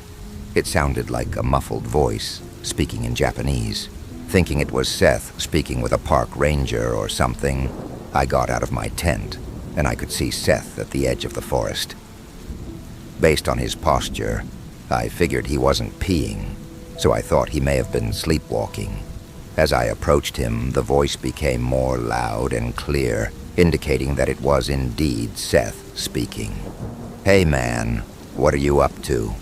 I asked, expecting him to either not answer because he was sleepwalking or be embarrassed that I caught him talking to himself in the middle of the night. Seth did stop speaking, but he didn't turn in my direction. He was looking out into the woods, not saying anything. As I moved a few steps forward, he turned towards me in a speed I never thought was possible. He made a jerked his hands a bit, which were placed on the left side of his abdomen as he let out a groan. "Are you okay?" I said, moving towards him. That's when I noticed what he was actually doing. He plunged our survival knife deep into his abdomen. He looked at me with a satisfying expression as he slid the knife horizontally across his abdomen. I was frozen in fear, standing still as my friend bled out in front of me. After I gained some control of my body, I screamed. My lungs burned as I screamed again and again. JJ and Sarah woke up to see what was happening, and once they saw Seth, they too screamed at the top of their lungs. "We need to get the fuck out of here," I said, as I ran back to our camp to pack our stuff up. Not even 10 seconds into the packing, I could hear JJ scream, "No, Sarah, where the fuck are you going?" he yelled, and as I turned my head, I could see Sarah running into the woods. "Fuck, we need to go after her.